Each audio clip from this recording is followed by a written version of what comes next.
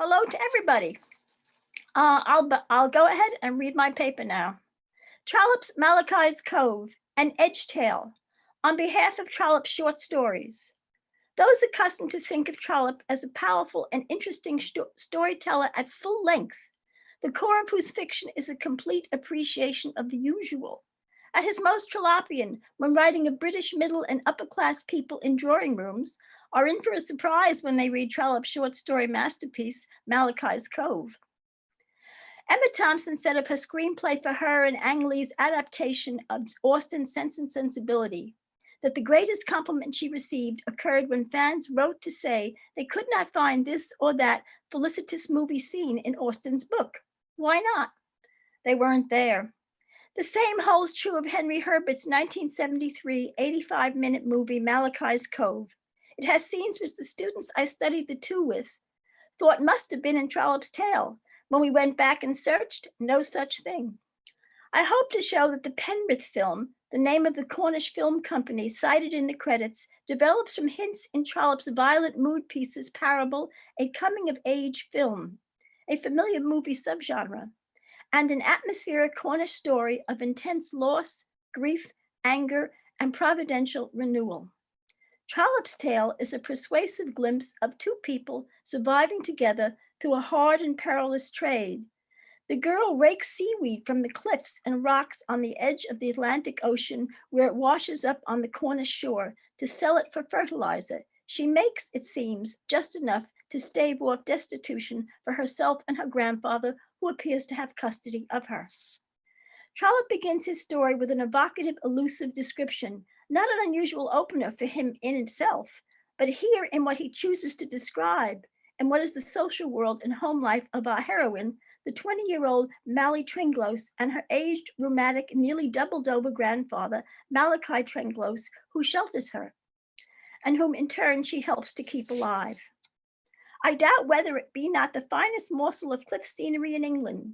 Cliffs should be nearly precipitous. They should be broken in their outlines and should barely admit here and there of an insecure passage from their summit to the sand at their feet. The sea should come, if not up to them, at least very near to them. And then above all things, the water below them should be blue.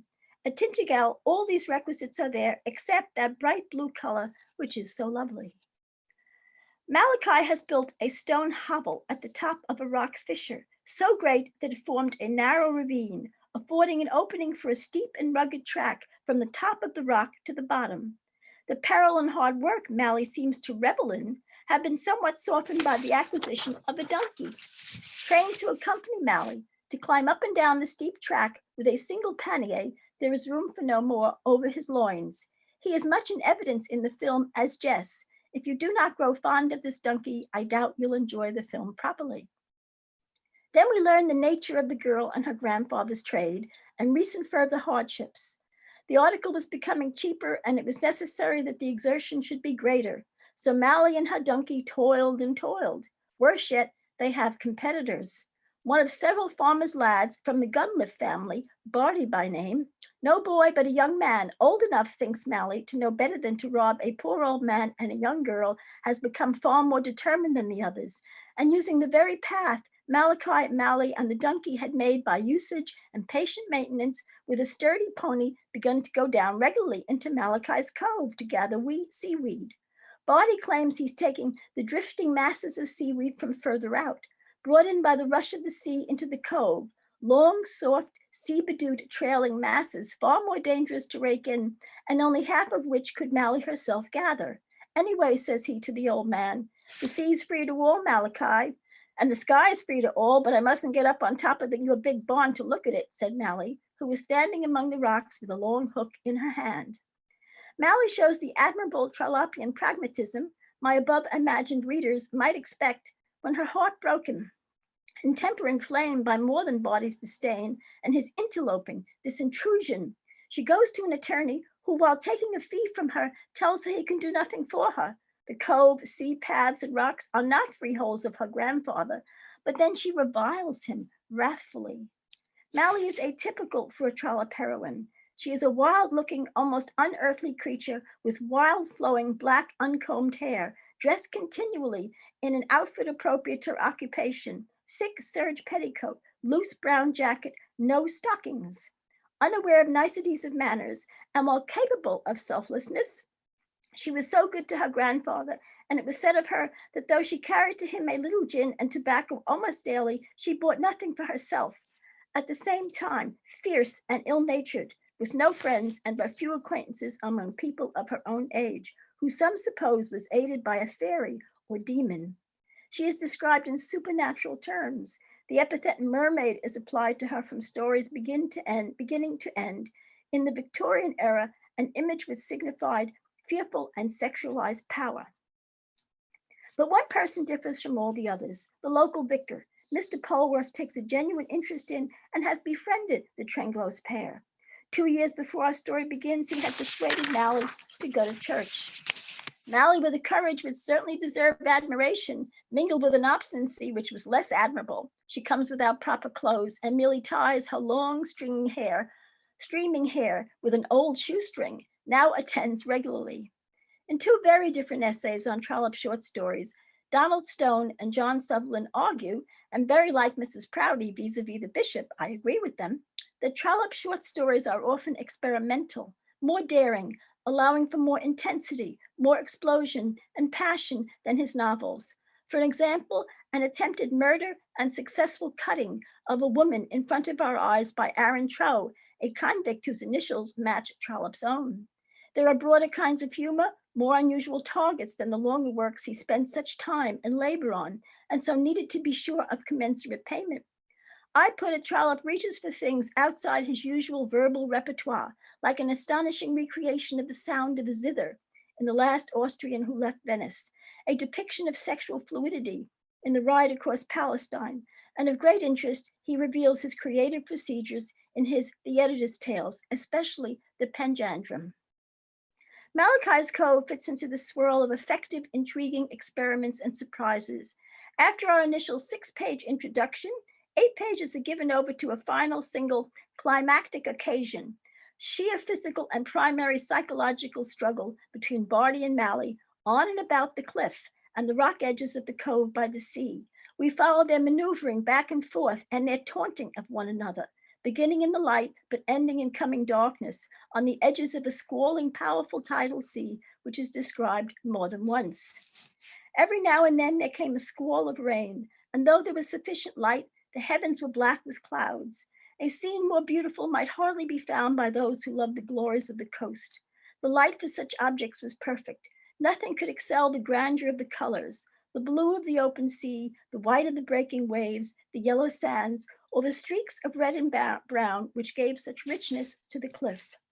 The center of the story is ultimately a bravura psychological conflict, as Barty tries to outdo Mally with all the paraphernalia of seaweed, hooks, forks, animals, the holes of the devil, and Barty's attempts to steady himself, navigate on foot the treacherous, slippery edge of the pool, by himself actually slipping along, only suddenly to be taken by the eddying waves of the tide, knocked out, his forehead covered with blood. The twisting contest has been accompanied by details which evoke the supernatural. Mally's voice sounds to Barty weird, wild, shrieking, part of the wind, but from another equal angle, these pages are characteristically Trollopian. What we have is a kind of alternative remix of elements familiar to us, central to Trollope's mainstream art, but usually there as subtext to the more complacent, genial, or ironically sardonic manner and tones, and here now allowed to come out strikingly. What words Barty and Mally manage, like many in a drawing room or letter in Trollope, while the sort of naturalism overheard in social moments, here because of the exigency of the situation, reach down to capture deeper, private, hidden selves, uttering, spitting them out, or thinking them.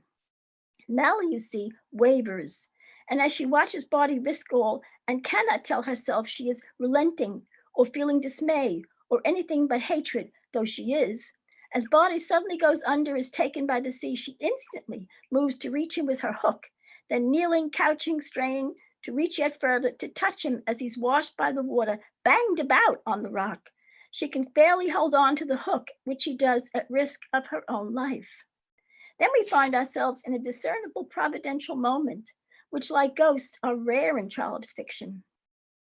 What prayer passed through her mind at that moment for herself or for him, or for that old man who was sitting unconsciously up at the cabin, who can say?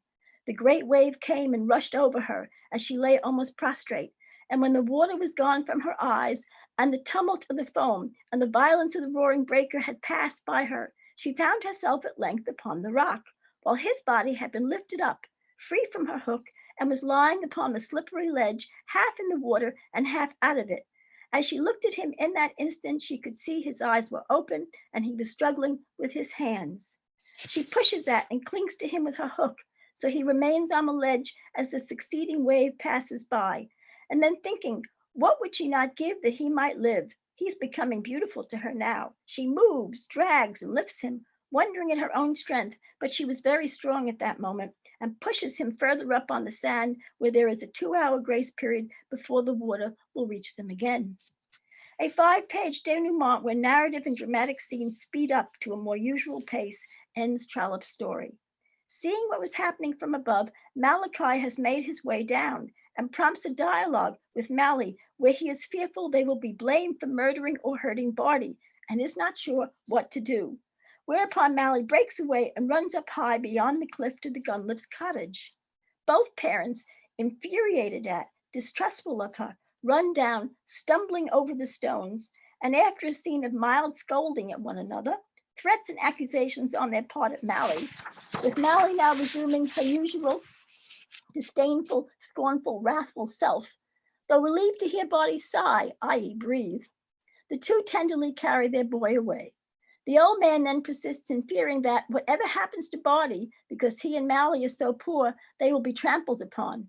But an immediate scene follows hard upon where Barty's father returns, now aware Mally had saved his boy's life and wants to make reparations, to thank her. He makes gestures of love, like holding her hand, and brings her back up to the Gunlit homestead to see Barty, who has asked for her. The story ends on a reconciliation scene where Barty's parents now want to shield the girl from this life she seems anxious to return to. The father holds her back from the darkness, where he has been shocked to see where and when she regularly toils. Barty's mother caters to her with tea, thick milk, and hot cake. Barty voicing all eagerness to return to the Cove and cooperate with her. The story's final line is spoken by Barty's mother. Mally, thou art my child now, and I shall think of thee so, within a narrator voice context about a future destiny for Mally as Barty's wife. While the story's end, we are told that Malachi will now live his remaining days in considerable more comfort under the Gunliff roof. There's a quiet irony that the right of seaweed from that time forth has been supposed to attach itself to Gunliff's farm. There is something Shakespearean in Trollope's story.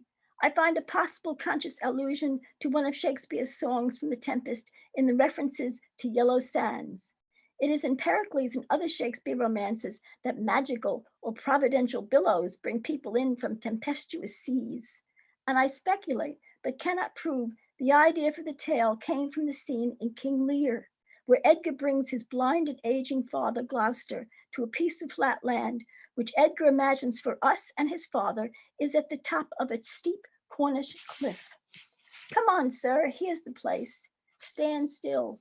How fearful and dizzy to cast one's eyes so low. The crows and choughs that wing the midway air show scarce so gross as beetles. Halfway down hangs one that gathers samphire. Dreadful trade. Methinks he seems no bigger than his head. The fishermen upon the beach appear like mice. A tall anchoring bark diminished to her cock a buoy almost too small for sight. Edgar speaks of the murmuring surge, the chafing waters on the faraway pebbles, and he looks away. At the opening of the 1973 movie, we have the first of numerous zoom camera shots where we see from far away Mally and her donkey as specks, who, as the camera comes closer, are revealed to be busy about their samphire trade on the sands. The camera tracks her and Jess around the turns of the cliff until she is in full view, headed for Jess's shed and Malachi's hut. At the film's close, we find ourselves close up to both Mally, played by Veronica Quilligan, and Barty, David Bradley, who are throughout much younger teenagers, now companionably gathering the same seaweed, close up, and gradually the camera moves away until they are specks. Several times in the film, we move close up and then far away from a cove, 3 times in the form of nightmare flashbacks Mally's dream memories of her parents' fearful drowning. The movie, I will now maintain, realizes in a softened, more realistic way a more homey, but also the Gothic qualities of Trollope's tale. Visually, orally, by a careful use of a moving camera, sometimes seemingly the equivalent of a handheld camera. There were no computer techniques in 1973.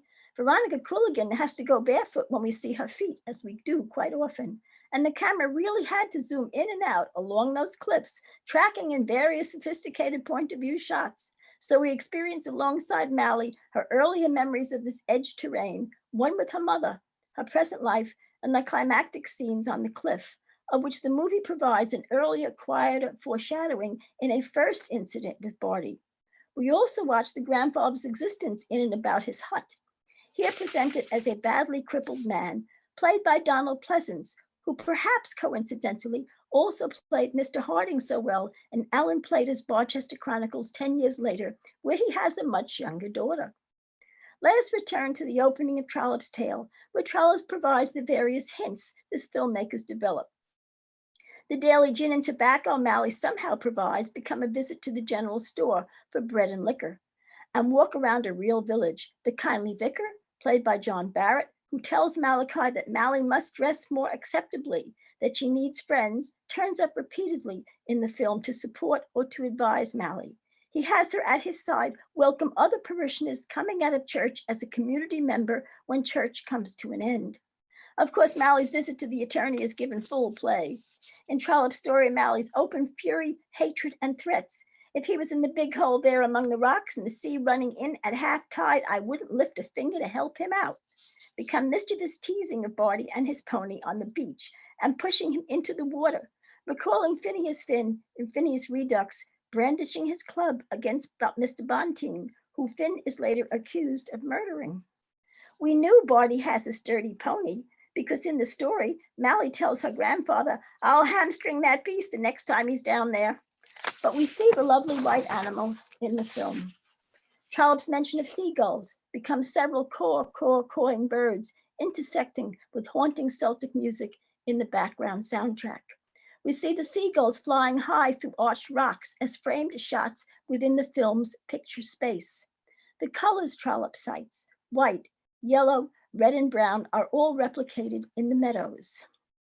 After, in Trollope's text, the wild and increasingly crazed competition in the one climactic scene between Barty and Mally, he seeing himself as male, she herself as owner and expert over who will gather more seaweed, who will be more daring.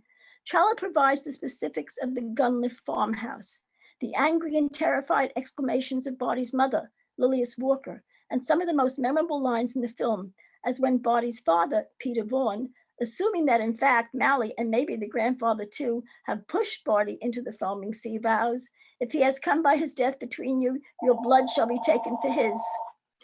There's the actual description of Barty and Mally's struggle as they stand on the ledges of the rocks and withstand the buffets of the wind and the terrors of the water. These are used in the film to realize the details of the drowning and deaths of Mally's parents and the obsessive flashbacks to Mally's anguished memories, which appear to have been filmed at night by roaring waters. But otherwise, the scenes that enrich and deepen Trollope's story are not literally in the original text, just imagined out of it. These include scenes of Mally and her grandfather eating together companionably, their fights over the grandfather's medicine, scenes of her pet rabbit in a cage, of their sleeping arrangements, and scenes of daily life in a working-class Cornish village by the sea, including fishermen, with Barty throwing rocks at Mally as she jeers at him after coming upon him flirting with other girls. In Trollope's text, there is no, as in the film, coming of a trader, and his sons piling up the seaweed on their cart, conversing indoors with Malachi, echoing the vicar that Mally should not be so isolated, telling of unfriendly village gossip which could hurt Mally, though what the grandfather can do is not apparent, and then paying Mally for the seaweed. While we are told of a church in the story, we don't, as in the film, go inside, see the place, see Mally alone, hear parts of the sermon and the congregation singing, nor importantly see, as in the film, the churchyard, its many ancient gravestones, one of which has Mally's parents' names carved into it. Her memories of her parents drowning, her anger at the failure of the time of the Gunliff father to arrive in time, and with her grandfather at the indifference of the rest of the community to what happened, the village kindness and defensiveness helped make the film a depiction of real village life. Herbert has made of Trollope's brilliant mood piece an ethnographic study, where Trollope's implied social critique becomes detailed and can be felt as cogent argument. Some of Trollope's recurring themes come out more clearly: how unhealthy it is to be asocial, how we need the perspective of wider views, and I think that it is the duty of us all not to exclude those more unfortunate who exhibit more desperate behavior because they have been excluded, and to forgive each other. The unusual metaphysical note, part of the Gothic genre's investment in death and another world beyond the natural, is given body in Mally's dream or nightmare memories, the minister's behavior, and the social scenes at church and in the graveyard. The film has its faults. Trollope's narrator's words about a larger, hard economic context, even with the addition of a traitor, his making Barty and Mally so much older, though the film does not sentimentalize Mally, and his explicit conjuring up of a marriage by which the Trenglos will escape the dire poverty they live in when we meet them, are all lost. Yet worse, there is a completely uncalled for thread of misogyny. Barty's mother stigmatizes Mally in a store and insults Mally outside the church, whereupon Mally angrily accuses the woman. In the film's penultimate scene, Barty's mother acts in ways directly opposed to Trollope's character. She is a deranged, active, jealous vixen. Eager to blame and to reject Mally, she becomes violent when Mally kisses Barty. Her husband, of course, is then all reasonableness as he placates the stupid woman, with Barty chiming in about how he has to be allowed to grow up too. Why this was thought necessary or a worthy addition is beyond me. I'm glad to exonerate Trollope's text from any of this. Malachi's Cove is not alone as a masterpiece in the shorter kind for Trollope. In my book, Trollope on the Net, I made a case for a number of the novellas to which The Warden belongs, books under 300 pages, as Trollope put it. He was also capable of writing masterpieces in the very short kind. Trollope's once singled out the tragic tale of a wasted alcoholic scholar called The Spotted Dog as among the best stories he ever wrote, to which I would add the comic capitalist fable, Why Frau Fraumann Raised Her Prices. Also remarkable are his colonialist tales, two of which he singled out in the West Indies and Spanish Main as probably not getting the attention they deserve, Returning Home and Aaron Trow. A third is Journey to Panama. The poignant Barchester-like story, The Parson's Daughter of Oxney Colne, made a couple of my female students cry. Since there has been so little written about these stories, there is little consensus beyond these top-notch ones. Perhaps two of those I mentioned above, The Ride Across Palestine and the Panjandrum, and beyond them, another moving tragic tale, La Mère Boche, and a rich Christmas parable story, The Widow's Mite. Several, if not exactly feminists, present strong women in still interesting circumstances, among which we may number Mally Trenglos. I concede, as have others, the collection is uneven. Some fall very flat. What is bawdy to one person is unendurable to another, as in the Relics of General Chassé. Some are painfully anti-feminist or racist, An Unprotected Female and Miss Sarah Jack of Spanish Town. But there is a strong case to be made for many of the mid-range stories, as fresh, of considerable thematic, historic, autobiographical, and human appeal, artful in unexpected ways, where Trollope, the master, extended himself successfully. Okay, that's it.